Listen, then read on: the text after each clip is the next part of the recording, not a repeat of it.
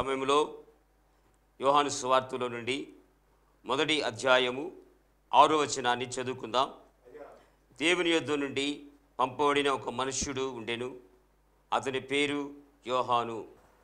దేవునికి స్తోత్రం. హల్లెలూయా. మన ప్రభువును రక్షకుడైనటువంటి యేసుక్రీస్తు నామములో మీ అందరికీ ప్రత్యేకమైన వందనాలు. హీ మస్ట్ ఇంక్రీజ్, ఆయన హెచ్చవలసి ఉన్నది అనేటువంటి శాంతి టీవీలో ప్రసారం అవుతున్నటువంటి అనుదిన కార్యక్రమానికి మిమ్మల్ని ప్రేమపూర్వకంగా ఆహ్వానిస్తున్నాం. రండి, మనం దేవుని వాక్యాన్ని ధ్యానించుకుందాం. యోహాను సువార్త ధ్యానాల్లో ఉన్నాం. ప్రభు కృపను బట్టి యోహాను సువార్త 21 అధ్యాయాల్లోంచి 640 సందేశాలు ముగించుకొని మరలా యోహాను సువార్త 1వ అధ్యాయం నుంచి మరలా మనం తిరిగి స్కూల్స్లో ఏ విధంగా సిలబస్ అంతా అయిపోయిన తర్వాత మళ్ళీ రివిజన్ చేస్తారో మనం అలా రివిజన్ చేస్తున్నాం. దేవుని కృపను బట్టి యోహాను సువార్త మత్తయి సువార్త అంత పెద్దది కాదు. మత్తయి సువార్తలో 28 అధ్యాయాలు ఉన్నాయి. అలాగని లూకా సువార్త అంత పెద్దది కూడా కాదు. లూకా సువార్తలో 24 అధ్యాయాలు ఉన్నాయి. కాకపోతే మార్కు సువార్త కన్నా కాస్త పెద్ద సువార్త, అనగా మార్కు సువార్తలో 16 అధ్యాయాలు ఉన్నాయి. దేవుని స్తోత్రం. దేవుని వాక్యాన్ని మనం ధ్యానిస్తూ ఉన్నాం. దేవుని వాక్యాన్ని ధ్యానిస్తూ ఉంటే మనకు తెలియనటువంటి కొత్త విషయాలు మనం తెలుసుకుంటూనే ఉంటాం. నేను యోహాను సువార్త ధ్యానాలు ఇవ్వడాన్ని బట్టి నేను అనేక సార్లు యోహాను సువార్త చదవడానికి ప్రభు సాయం చేశాడు. కానీ దీనిలోంచి అనేకమైన విషయాలు దేవుడు నాకు బయలుపరుస్తున్నాడు. 27 సంవత్సరాలుగా చదువుతున్నప్పటికీ కూడా ఇంకా కొత్త విషయాలు దేవుడు నాకు తెలియజేస్తూనే ఉన్నాడు. ఆయన ఒక ఫౌంటైన్ లాంటివాడు, జ్ఞానం యొక్క ఒక ఊట లాంటివాడు. గత ఎపిసోడ్లో మనం ది ప్యాషన్ ట్రాన్స్లేషన్లోంచి ఆయనలో జీవం ఉండెను అనే మాటకి he is the fountain of life అని మాట్లాడుకున్నాం.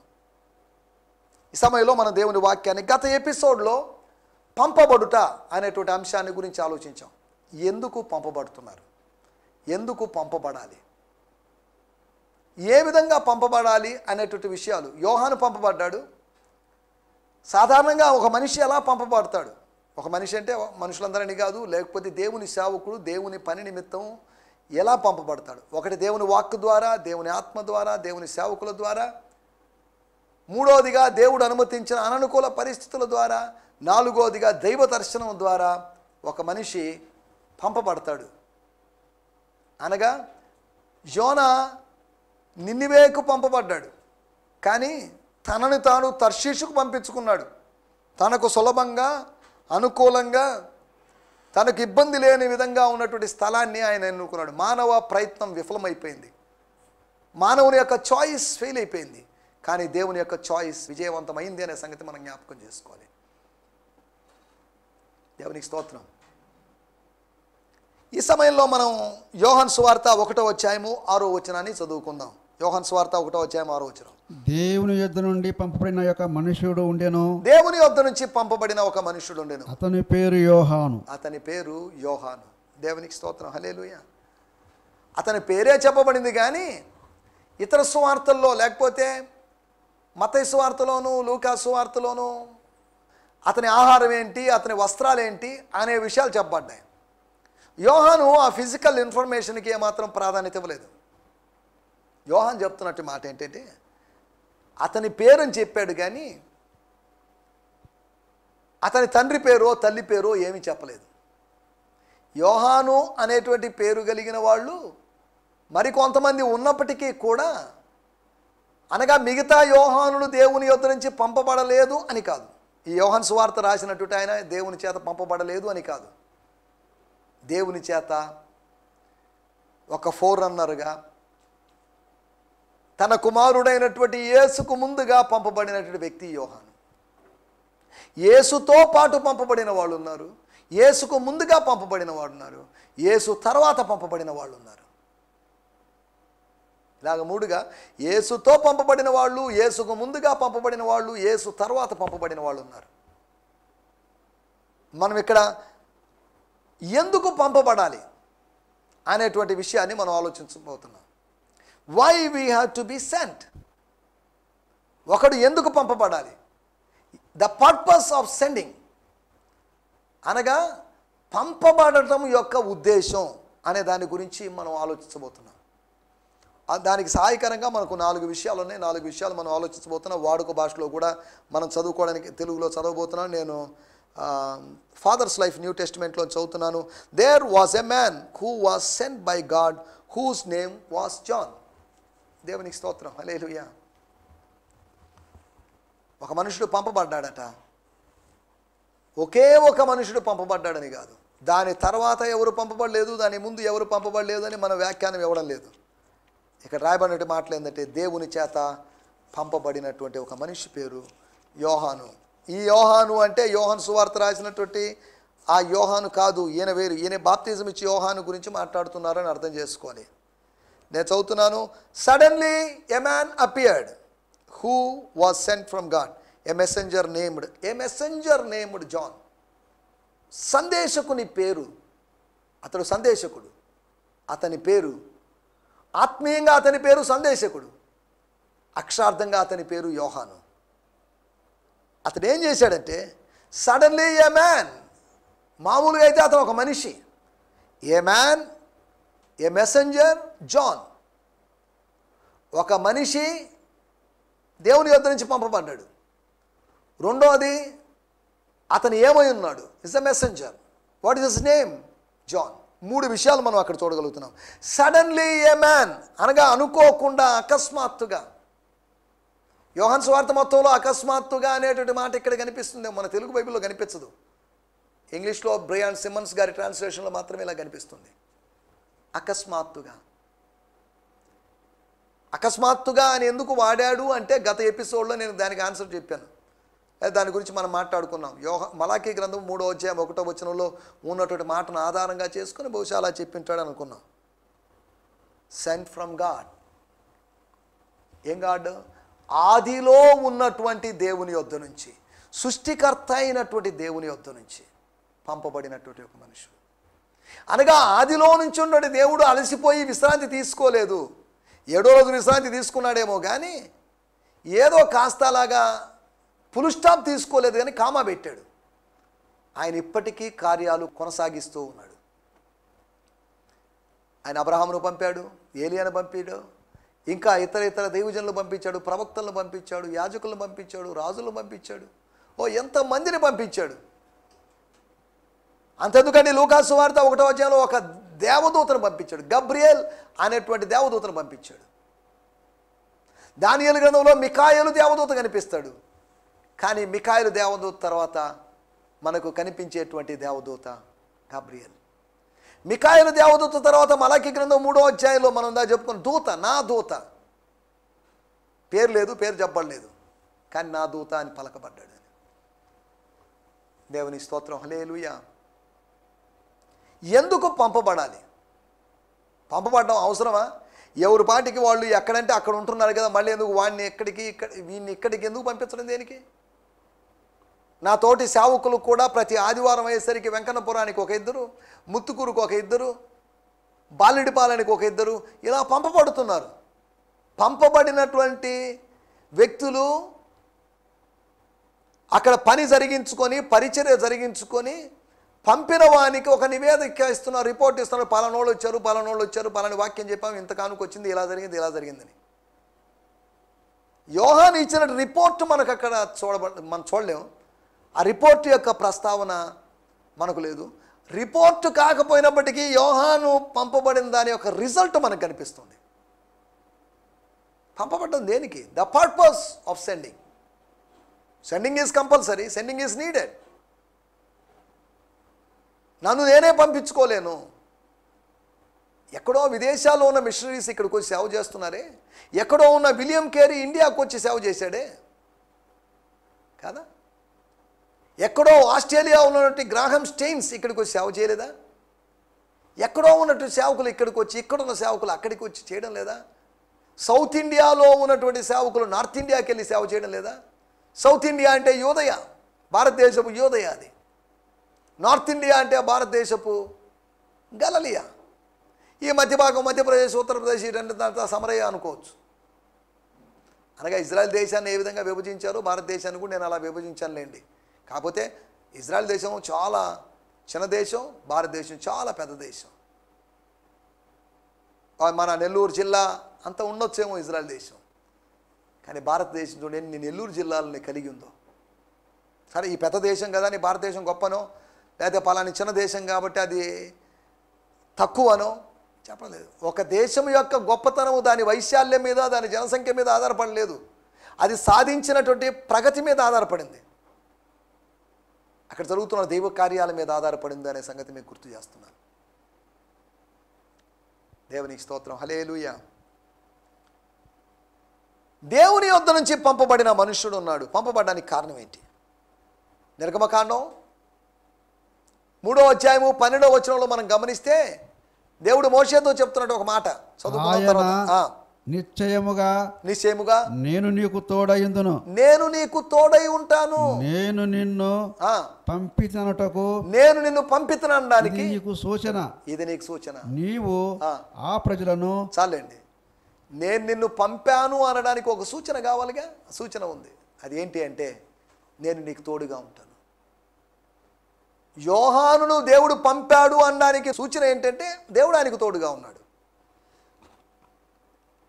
యోహాను సువార్త 3వ అధ్యాయంలో మనం గమనిస్తే 2వ వచనంలో, బోధకుడా నీవు దేవుని యొద్ద నుండి వచ్చిన బోధకుడు అని. దేవుని యొద్ద నుంచి పంపబడిన ఒక మనుషుడు ఉన్నాడు. ఇప్పుడు దేవుని యొద్ద నుంచి వచ్చిన ఒక మనుషుడు కాదు, దేవుని యొద్ద నుంచి వచ్చిన ఒక బోధకుడు. దేవుని యొద్ద నుంచి వచ్చిన బోధకుడు అని మేము ఎరుగుతాము. దేవుడు అతనికి తోడై ఉంటే కానీ. యోహాను సువార్త 3వ అధ్యాయంలో యేసు ప్రభువును గురించి చెప్పబడిన మాట, పంపబడిన వానికి దేవుడు కొలత లేకుండా ఆత్మనిచ్చాడని. పంపినవాడు పంపబడిన వానికి కొలత లేకుండా ఆత్మనిచ్చాడు. కానీ పంపినవాడు కొలత లేకుండా ఆత్మని యోహాను అనేటువంటి పంపబడిన వానికి ఇవ్వలేదు. యోహాను దాసుడు, యేసు ప్రభు కుమారుడు. కుమారునికి దాసునికి ఉన్నటువంటి తేడా కొలత లేకుండా ఆత్మను ఇచ్చినటువంటి అనుభవం. సరే, ఏదేమన్నప్పటికీ వాటిలో కూడా వెళ్ళలేదు. మనం ఆలోచిస్తున్న విషయాల్లోకి వచ్చేద్దాం. 4 విషయాలు మీకు త్వరగా జ్ఞాపకం చేస్తాను. ఎందుకు పంపబడాలి? What is the need of sending? మొట్టమొదటి విషయము ఇదే అధ్యాయములో 7వ వచనం.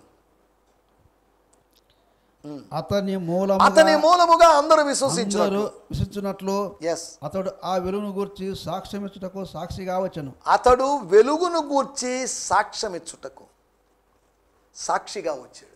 మెసెంజర్గా వచ్చాడు. బోధకుడుగా వచ్చాడని కాదు. He came as a messenger, he came as a witness, he came as a martyr.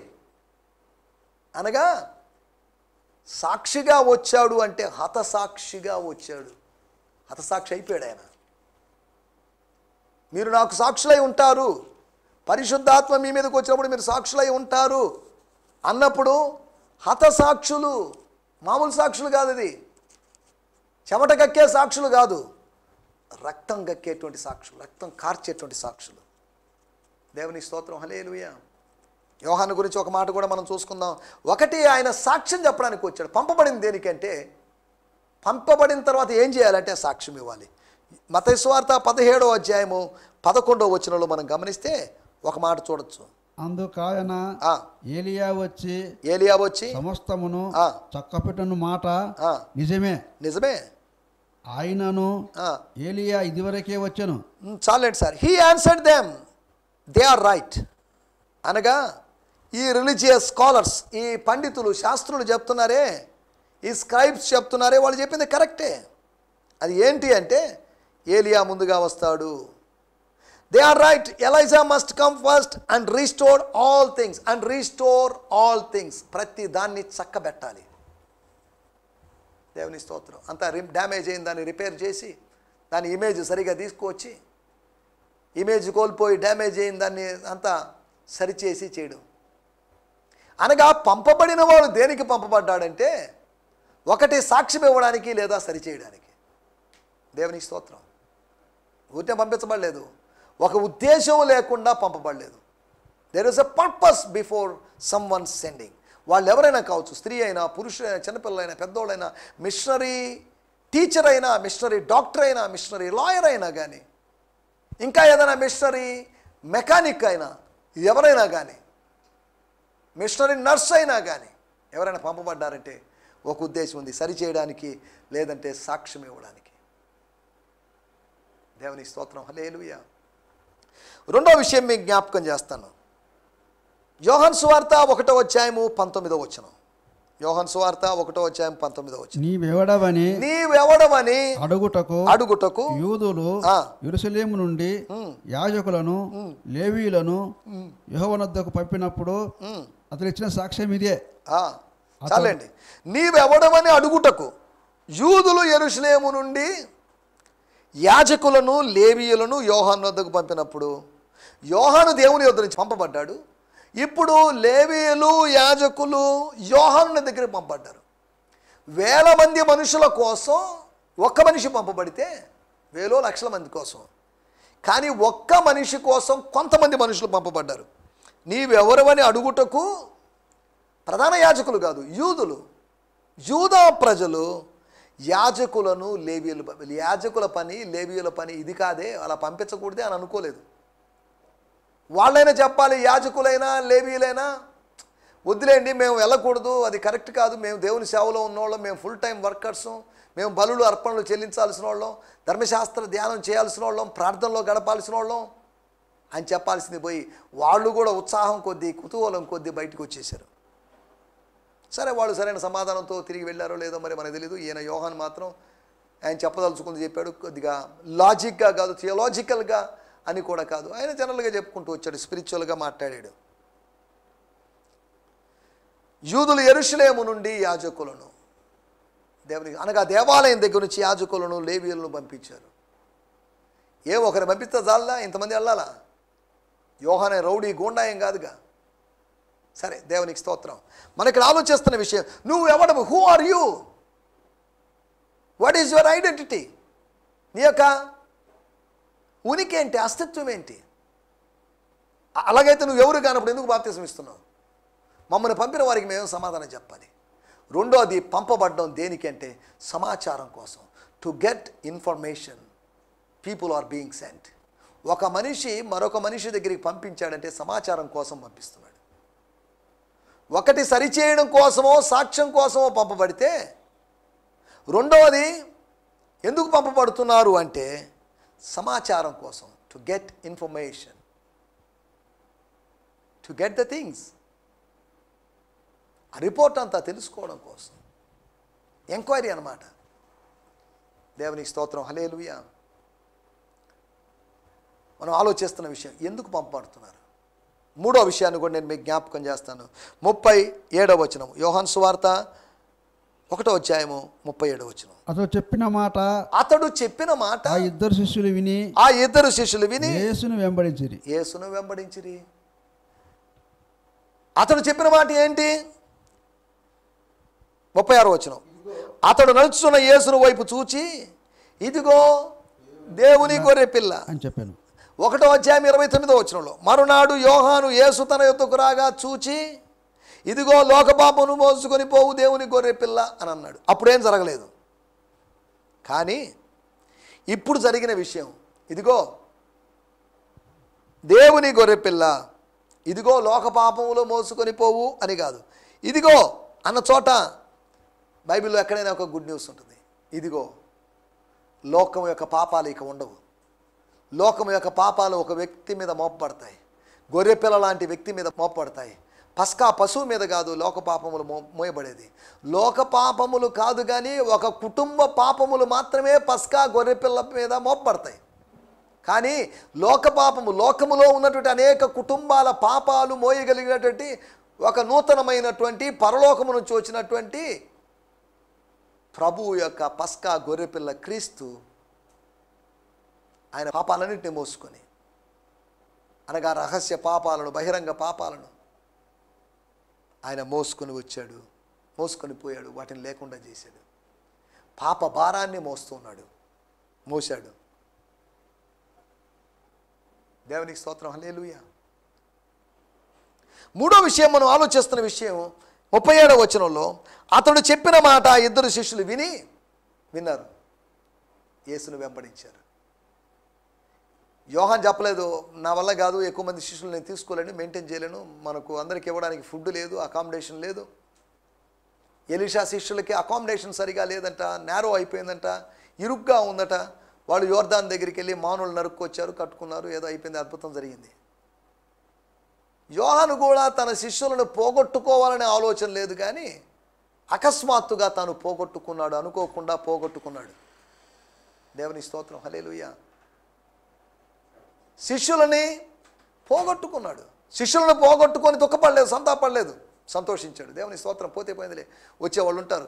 యేసు ప్రభు తన 58 మంది శిష్యులను పోగొట్టుకుని సంతాపడలేదు. మీరు కూడా వెళ్ళాలనుకుంటున్నారా? వెళ్ళే పనితే వెళ్ళండి, నో ప్రాబ్లం. ఉండేవాళ్ళు ఉంటారు, వచ్చేవాళ్ళు వస్తారు. కొత్త నీరు వచ్చినప్పుడు పాత నీరు పోతుంది అనేటువంటి ధోరణిలో యేసు ప్రభు వ్యవహరించాడు, యోహాను వ్యవహరించాడు.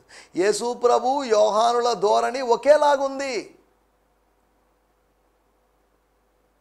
దేవునికి స్తోత్రం, హల్లెలూయా. మనకి ఆలోచిస్తున్నటువంటి విషయం, రెండో విషయం మనం ఆలోచించింది సమాచారం కోసం. ఒక మనిషి మరొక మనిషి దగ్గరికి సమాచారం కోసం పంపించబడ్డాడు. మొదటిదిగా మనం ఆలోచించింది ఒక సాక్ష్యం చెప్పడం కోసం, వెలుగును గురించి సాక్ష్యం ఇవ్వడానికి. లేదు అంటే సరిచేయడానికి. యోహాను ఏం సరిచేసాడో మరి మనకు తెలియదు. యోహాను పూర్తిగా సరిచేయడానికి ముందుగా ఆయన్ని సమాప్తం చేశారులేండి, అది వేరే విషయం. సరిచేయడానికి లేకపోతే సాక్ష్యం ఇవ్వడానికి, రెండోది సమాచారం కోసం, మూడోది శిష్యత్వం కోసం, మూడోది పంపబడ్డం దేనికంటే శిష్యత్వం కోసం. తర్వాత రాయబడిన మాటలు, మీరేం వెతుకుతున్నారు? వెంబడించడం చూచి యేసు ప్రభు ఆహ్వానించకుండా, యేసు ప్రభు అనుమతి లేకుండా వెంబడిస్తున్నారు. మీరేం వెతుకుతున్నారు? నువ్వు ఎక్కడ కాపురం ఉన్నావు? ఓకే, నేను ఎక్కడున్నానో మీకు తెలుసుకోలేదు, రండి అన్నాడు. ఫాలో మీ అన్నాడు. వాళ్ళు ఫాలో అయ్యారు. ఫాలో అయిన వాళ్ళు అక్కడ ఫిక్స్ అయిపోయారు. ఫాలో అయిన వాళ్ళు ఇంకెప్పుడు తిరిగి చూడలేదు. యేసును వెంబడిస్తున్న వాళ్ళు ఎప్పుడు వెనక్కి తిరిగి చూడకూడదు. నాగటి మీద చీపెట్టిన వాడు వెనక్కి తిరిగి చూడకూడదు. ఒక్కసారి దీంట్లో ఎంటర్ అయ్యామా ఇంకంతే సంగతి, ఫిక్స్ అయిపోవాలి. దేవునికి స్తోత్రం, హల్లెలూయా. శిష్యత్వం కొరకు పంపబడ్డం దేనికోసం అంటే, అయ్యా బాబు మీరు వెళ్ళండి, వెళ్తారా అన్నట్టుగా యోహాను చూసి ఉండొచ్చేమో. వెంటనే వాళ్ళు వెళ్ళిపోయారు. అయ్యో అనవసరంగా ఈయన గురించి స్టేట్మెంట్ ఇచ్చాను, దానివల్ల కదా ఇద్దరు వ్యక్తులు నేను పోగొట్టుకుంది, ఇద్దరు స్టూడెంట్స్ను పోగొట్టుకుందని యోహాను ఎప్పుడు బాధపడలేదు, సంతోషిస్తున్నానని చెప్పాడు. యోహాను సువార్త 3వ అధ్యాయంలో ఆయన పెళ్లి కుమారుడు అండి, నేను పెళ్లి కుమారుడి స్నేహితునండి. ఘనత ఏమైనా రావాల్సి ఉంటే పెళ్లి కుమారునికి రావాలి, కానీ పెళ్లి కుమారుడి స్నేహితునికి కాదని చెప్పాడు. ఎంత గ్రేట్ అండర్స్టాండింగ్ యోహానికి. యోహాను సువార్త 1వ అధ్యాయంలో అవగాహన లేని యోహాను, యోహాను సువార్త 3వ అధ్యాయంలో అవగాహన కలిగినట్టు యోహాను. అవగాహన రాహిత్యములో నుంచి అవగాహనలోకి యోహాను వచ్చాడు. మనం కూడా అలాగే ఉండాలి. మన ప్రయాణం కూడా అజ్ఞానములో నుంచి విజ్ఞానంలోకి రావాలి మన ప్రయాణం. దేవునికి స్తోత్రం, హల్లెలూయా. 4వ విషయం నేను చెప్పి ముగించేస్తాను.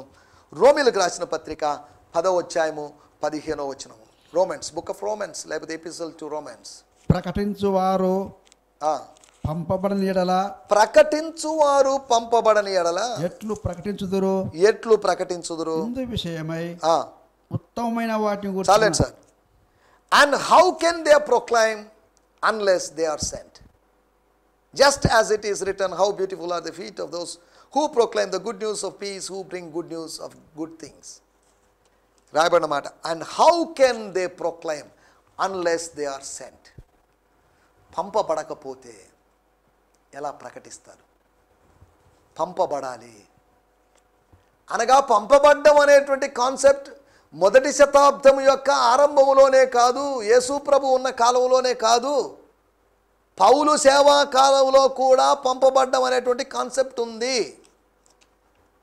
పంపబడ్డం అనేటువంటి కాన్సెప్ట్ యొక్క ముగింపు కాదు, అది ఆరంభించబడింది, అది ఇప్పటికీ కొనసాగుతుంది. 20 శతాబ్దాలకు పైగా అయినప్పటికీ కూడా ఆ ధోరణి కొనసాగుతుంది. 10వ అధ్యాయము 15వ వచనంలో మనం చూస్తున్నాం. And how can the message be proclaimed if messengers have yet to be sent? That's why the scripture say, how welcome is the arrival of those proclaim the joyful news of peace, of good things to come. And how can the message be proclaimed if messengers have yet to be sent? ఇంకా పంపబడకపోతే, వాళ్ళని ఆపిపెడితే, అపోస్తల కార్యములు 13వ అధ్యాయంలో చెప్పినట్టుగా వారు ప్రత్యేకపరచబడకపోతే, దేవుని స్తోత్రం, నా మాటలు నేను ఇక్కడ ముగించేస్తున్నాను. 4 విషయాలు మనం ఆలోచించాం. 1 సరిచేయడానికి, సాక్ష్యం చేయడానికి పంపబడాలి. 2వది ఎందుకు పంపబడాలి అంటే సమాచారం కోసం. 3వది ఎందుకు పంపబడాలి అంటే శిష్యత్వం కొరకు. 4వది ఎందుకు పంపబడాలంటే సత్యము ప్రకటించడం కోసం, సత్య ప్రకటన కోసం, సత్యమును గురించి సాక్ష్యం ఇవ్వడానికి, వెలుగును గురించి సాక్ష్యం ఇవ్వడానికి. ప్రకటించాలి సత్యం. మొదటి పాయింట్ సాక్ష్యము. ఇది సాక్ష్యం కాదు, ప్రకటన, డిక్లరేషన్. సాక్ష్యం అంటే అనుభవంతో కూడుకుంది, ప్రకటన ప్రత్యక్షత ద్వారా వచ్చింది. దేవుని స్తోత్రం. దయచేసి స్థలంలో ఉంచండి, చిన్న ప్రార్థన చేసుకుందాం. అందరం కళ్ళు మూసుకుందాం, ప్రార్థనలో ఉందాం. ప్రభువా మమ్మల్ని పంపించు. నా నిమిత్తం ఎవరు వెళ్తారన్నప్పుడు నేనున్నాను, నన్ను పంపమన్నాడు. యోహాను పంపబడ్డాడు. యోహాను శిష్యులు పంపబడ్డారు. యెరూషలేము నుంచి, యూదుల దగ్గర నుంచి కొంతమంది పంపబడ్డారు. నువ్వు పంపబడుతున్నావా? గ్రామాలకు, పట్టణాలకు, కాలేజీలకి, స్కూల్స్కి పంపబడుతున్నావా? ప్రార్థన చేసుకుందాం. పరిశుద్ధుడైన మా దేవా, మీకు వందనాలు చెల్లిస్తున్నాం. ఎందుకు పంపబడాలి అనేటువంటి మాటను మేము ఆలోచించాం. ప్రభా సరిచేయడానికి, సాక్ష్యం ఇవ్వడానికని, అంతేకాకుండా సమాచారం కోసం పంపబడతారని, అంతేకాకుండా శిష్యత్వం కోసం పంపబడతారని, అంతేకాకుండా సత్యం ప్రకటించడం కోసం పంపబడతారని 4 విషయాలు మేము గ్రహించాం. మేము కూడా అలా పంపబడగలటూ సాయం చేయండి. నెల్లూరు పట్టణంలోంచి అనేకులు, ఆంధ్రప్రదేశ్ నుంచి అనేకులు దేశ విదేశాలకు పంపబడగలటూ సాయం చేయమని, మీ కార్యం జరిగించమని యేసుక్రీస్తు నామములోనే ప్రార్థించడుగుతున్నాం పరమ తండ్రి. ఆమేన్, ఆమేన్. దేవునికి స్తోత్రం. మీ అందరికీ వందనాలు. ప్రభు మిమ్మల్ని దీవించునుగాక. ప్రభు చిత్తమైతే రేపటి ఉదయకాలం కొత్త సందేశంతో మీ ముందుకు దేవుని సేవకుడిగా సిద్ధపడి రావాలని ఆశిస్తున్నాను. నా కొరకు ప్రార్థించండి. May God bless you. Hallelujah. ఈ సందేశము మీకు ఆశీర్వాదకరంగా ఉందని నమ్ముచున్నాము. ప్రార్థనా అవసరతల కొరకు మమ్మల్ని సంప్రదించవలసిన మా చిరునామా గిద్యోన్ మిషన్ చర్చ్, 6వ వీధి, శాంతినగర్, నెల్లూరు 4, ఆంధ్రప్రదేశ్. పిన్ 524004. మా ఫోన్ నంబర్లు 7036443613 మరి ఒక నంబర్ 9392293010. మా ఈమెయిల్ ఐడి gfihmi2015@gmail.com. దేవుడు మిమ్మును ఆశీర్వదించునుగాక. ఆమేన్.